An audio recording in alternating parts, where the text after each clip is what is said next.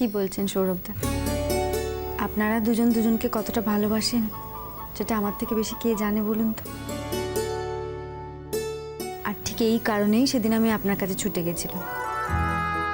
হ্যাঁ, ছুটে গিয়েছিলে আর সেই জন্য তোমাকে খুনের অভিযোগে অভিযুক্ত হতে হলো। এটা যে আমার কাছে কি লজ্জার। থাক না সৌরভ, থাক।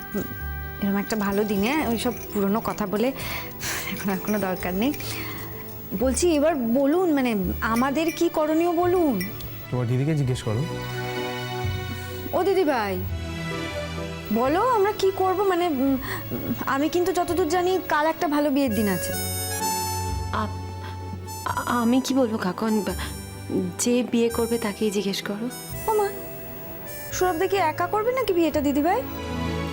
না না কাকুর, তাহলে একটা কাজ করি, আমার একটা গাছ টাছের সাথে বিয়ে দিয়ে দাও। আমার জলজান্ত মানুষের দরকার নেই। সৌরভ, ভালো হবে না বলে দিচ্ছি। উফ, আচ্ছা আচ্ছা আচ্ছা বাবা, দুজনেই এবার থামো তো দিদি ভাই। সৌরভ দা, আপনি কিন্তু আজকে একদম পুরো রেস্ট নিয়ে নিন। কালকের মধ্যে আপনাকে সুস্থ হতে হবে, তার কারণ কালকেই আমরা সব ব্যবস্থা করছি। আর আরেকটা কথা বলবো সৌরভ দা, আপনি একটু আপনার বাড়ির লোকজনদের বুঝিয়ে বলবেন, মানে আমার দিদিভাই সম্পর্কে আর কি।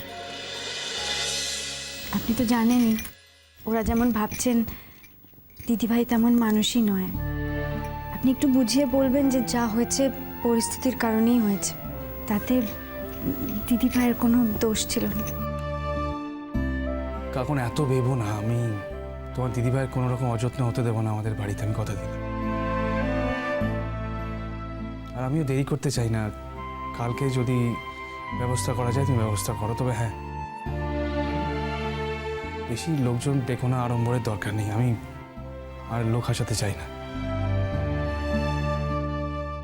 ওই যেটুকু লোকজন না হলে নয়, নিয়মকানুন যেটুকু পালন করার সেইটুকু মিনিমাম। আপনি ভাববেন না সৌরভদা, আমি বুঝতে পেরেছি।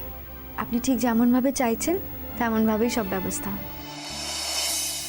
নিন, এবার একটু খেয়ে নিন তো।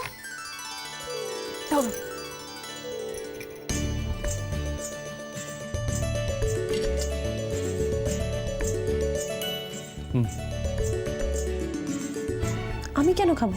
আমি কি অসুস্থ নাকি? অবাধ্যতা আমি একদম পছন্দ করি না। যা বলছি সেটা করো। হা করো। দেখেছো কাকুন? আরে কি হলো, হা করো। কেমন হা করো।